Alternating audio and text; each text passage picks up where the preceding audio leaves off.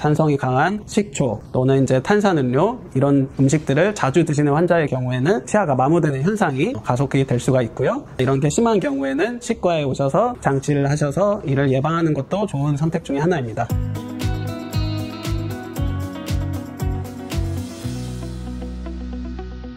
안녕하세요. 저는 투명플러스 치과에서 근무하고 있는 통합치의학과 전문의 최병재입니다. 치경부 마모증은 주로 어떤 원인 때문에 발생하나요? 네, 치경부 마모증이란 치아와 잇몸 경계에 있는 그 치아면이 마모되고 패여서 일어나는 현상으로 심해질 경우에는 치아가 시리거나 씹을 때 아픈 증상이 발생될 수가 있습니다. 이런 치경부 마모증이 일어나는 원인으로서는 첫째, 치아의 과다한 교합이나 또는 치아에 강한 힘이 가해졌을 경우 이제 치아가 마모되게 됩니다. 가령 이를 악무는 습관이 있다거나 또 밤에 이갈이를 하셨을 때 주로 이런 일이 발생을 하고요. 그리고 두 번째로 이제 환자께서 너무 칫솔질을 수평으로 세게 하셔서 그래서 이제 치아가 많이 패이는 경우 이런 현상이 발생되게 됩니다. 또 세 번째로는 산성이 강한 식초 또는 이제 탄산음료 이런 음식들을 자주 드시는 환자의 경우에는 치아가 마모되는 현상이 가속히 될 수가 있고요. 그리고 네 번째로 또 노화가 되시고 잇몸이 내려가면서 자연스럽게 마모되는 것은 피할 수 없게 됩니다. 일상생활에서 환자분들이 스스로 관리할 수 있는 예방법이나 방법이 있을까요? 앞서 말씀드린 원인에 따라서 환자분께서 집에서 스스로 좀 관리를 해주시는 게 좋은데요. 양치질에 같은 경우에는 너무 강하고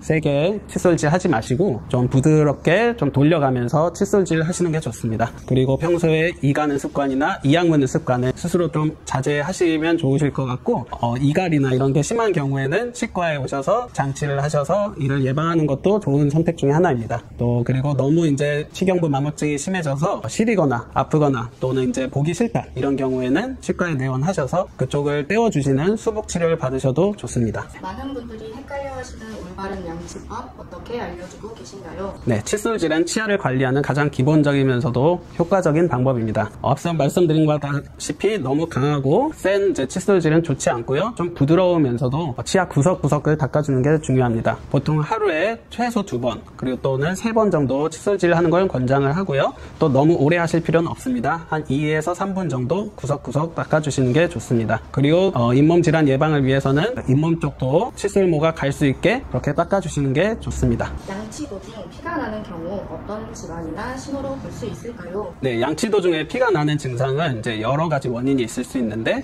일단 전신적 질환으로서는 백혈병이나 또는 이런 혈우병 같은 혈액 인자가 있을 수 있고요. 또는 비타민 C, 비타민 K의 부족이 있을 수 있고요. 그리고 또 치아 쪽으로 가면은 사실 가장 흔한 것은 치은염, 즉 잇몸 염증 때문이라고 볼 수 있습니다. 치아 잇몸에 치태나 각종 세균이 번식해서 잇몸에서 염증을 일으켜서 치아를 빨갛고 붓게 만들면 이제 피를 나게 하는 증상인데요. 이는 기본적인 칫솔질, 또 치실 활용, 그리고 주기적인 스케일링을 통해서 좀 예방을 할 수가 있습니다. 이런 치은염이 심해진 경우에는 치주염으로 발전을 해서 치아에 있는 잇몸뼈를 녹여 치아를 흔들리게 만들 수도 있습니다. 스케일링은 어떤 주기로 받는 것이 가장 적절한지 궁금합니다. 스케일링을 하는 주기는 환자의 잇몸 상태에 따라서 좀 달라질 수 있는데요. 평범한 경우에는 6개월, 그리고 또 치석이 많고 잇몸 상태가 좋지 않은 경우 3개월, 그리고 아주 치아 상태가 양호한 경우엔 1년 정도를 보통을 설명을 드리고요. 그리고 대부분의 환자분들께서는 보험이 되시는 1년 주기로 스케일링을 받곤 하는데 좀 더 이제 자주